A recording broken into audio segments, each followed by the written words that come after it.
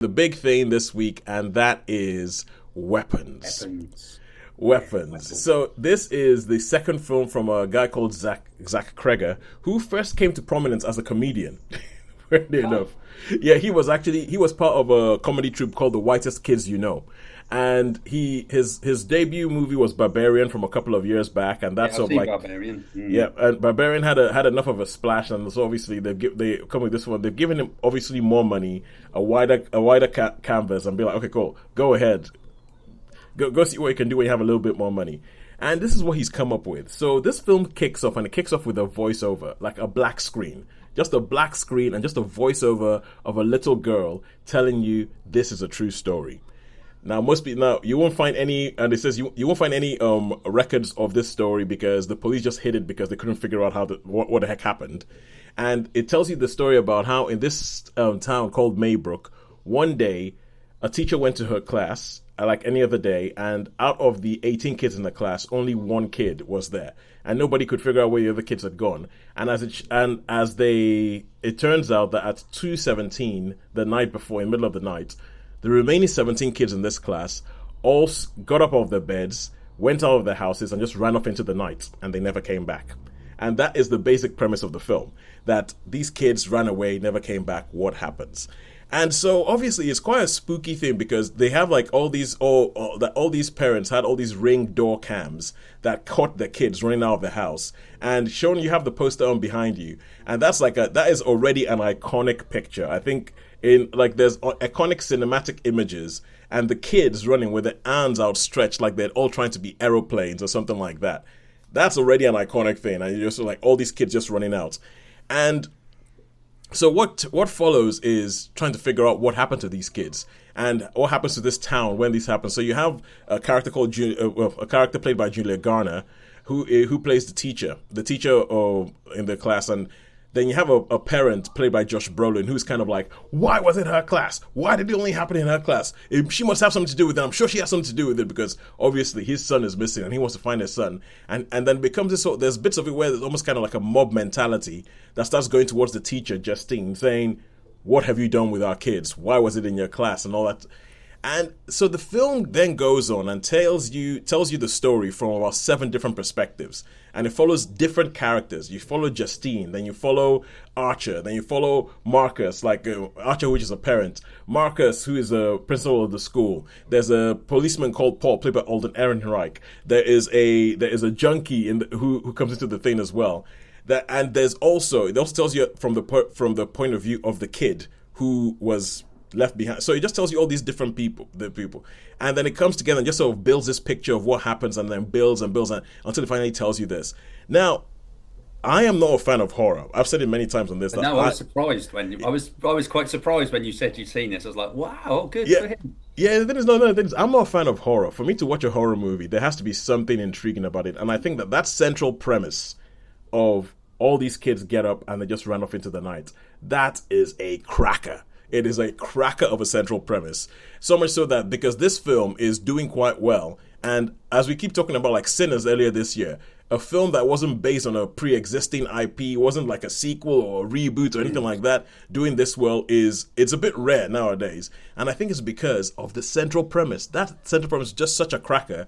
The cinema I was in was packed, man. It was packed. People coming to see this film. Yeah. And there are bits of this film that were hard for me to watch. There are bits of this film that were hard for me to watch, especially because the central thing about this film is about kids in peril. And I feel like before I became a parent, it wouldn't have affected me as much. But there's quite bits. Much, yeah. No, I can relate to that. Oh, there's bits, especially. Oh man, Sean. I mean, there's a bit where they go to the bit where they tell you from the point of view of the kid who was left behind. My God, that section, man. I know. That section, mate. I was like, oh, please, somebody help, somebody do something. That's what I mean. It's horrible when you think about what could happen in the silence, how people could be scared. Like if you had your own kids and something nasty was happening to them, you would just be so terrified because and it's totally believable that all that stuff happened. Like because one of the big thing I would say is that in this film I kept forgetting I was watching a horror movie. I was because this film, it's like, okay, it's on the headline is a horror movie, But then when it goes into it, half the time you think you're just watching a drama about this town, a drama about these families, a drama about all this good, and then every now and then it reminds you that it's a horror movie, and you're like, oh crap, I forgot about that. I forgot. And so it's like it's almost like, like a child abduction story, just playing along, like almost a detective story playing along, and everybody like, oh no, sorry, horror movie. Oh, why does she look like that?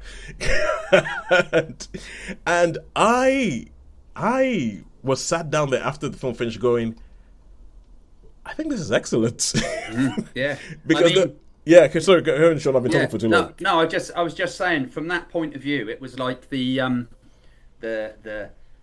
you could understand, it was believable, wasn't it? That with the one that was left, the one child, the only child, you can understand his thinking. You can understand. You can understand what it's like he is.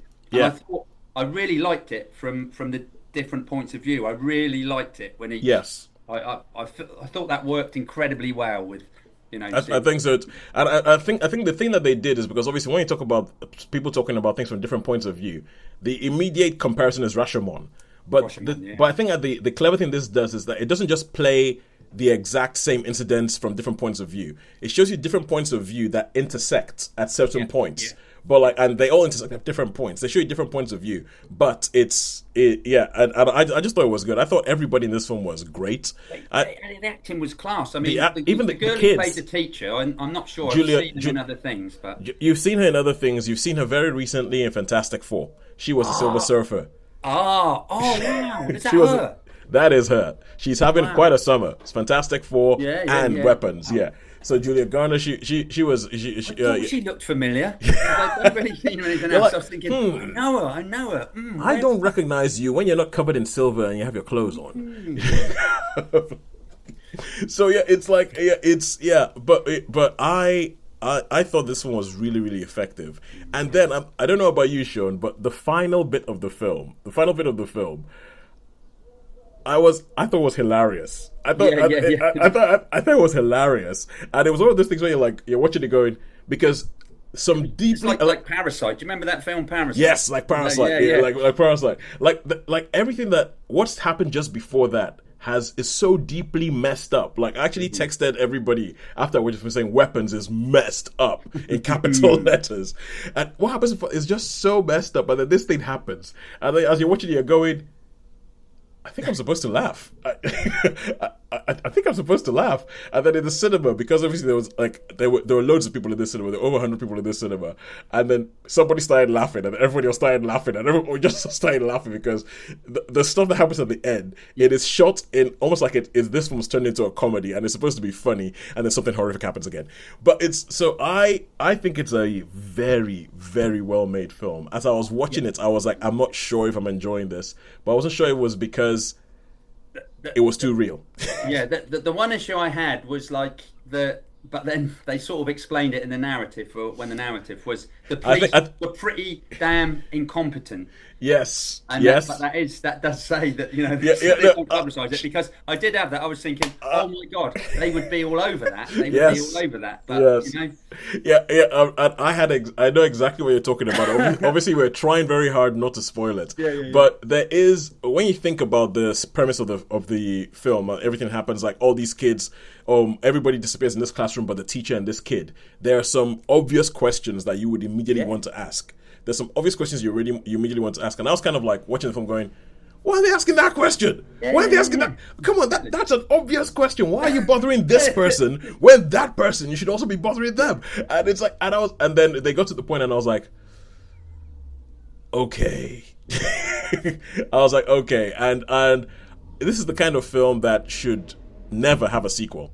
I hope it never does. It should never have a sequel, and I feel like the way they ended it off, it's kind of real, and it's a bit downbeat, but also kind of hopeful, but everything like that, and it's kind of thing that makes you say cheesy things like, well, I guess that's just like life. But I thought this was a very well made film. I thought it was a very well made film. If more horror films were made like this as opposed to slasher rubbish, I'll be for it. Yeah, I have to agree with you there, Toes. I thought it was really well put together. I thought it was acted incredibly well. Yeah. And I thought, as I say, the actress's name, I really like her. I rate her quite highly. Yeah, Julia Garner is brilliant. She played her part really well, especially with the bar scenes and stuff, And yes. And I just thought, yeah, this is good. Brolin was good. And even the young lad, the survivor was the kid, Kerry Christopher. He was very good. He was because he has a whole section of the film that he carries. He carries a whole section of the film, and there was not one moment that you thought, ugh, child actor. You just thought, oh my god, yeah, I'm with this kid. That is terrifying. That is terrifying, and it even has a bit of catharsis at the end where you're kind of like, yes, do it. Yeah, no, I agree with you totally on that. Yeah, I thought it was a good watch. This one, it was a good watch. It was quite nice, different, and worked well. Okay, so the gnarly question: how many stars? I'm going to give this a 4-star for me. This gets 4 stars for me. Because I thought it was really, really well good. The only thing that I could knock is the police, but they do say that at the beginning, the story at the beginning. Like, they don't want to say because of the. It is. Yeah, and the only reason I'm pausing is because I'm trying to figure out if it's a 4 or 5. Yeah, well, I mean, I was close, and that's the only thing that brings it down is competence. But otherwise, Toes. It looks to me, I can see on your explanation, your body language and everything else, you really, really enjoyed that. And you rarely give a 5. So I think this could be. I think it's a 5. I think it is. Yeah, I think it is. I don't know whether I'd say. I don't know whether I'd say I enjoyed it, but I really rate it. Yeah, rate it. I really rate it. Yeah. So I think I'm gonna have to go for 5. And it's weird for somebody who doesn't like horror. The 2 films that I would say are head and shoulders above all the other ones I've seen this year are essentially horror films: Sinners and Weapons. Just remember, don't have your hair cut. Oh God! Oh my God! That scene, man! That scene in the car! Oh, that scene was so masterfully done. When you're like, oh my God, no! And if you watch Weapons, you will know what we're talking about. Yeah. But my God, even if you're not a horror fan, I would say go watch this film. It is well worth it.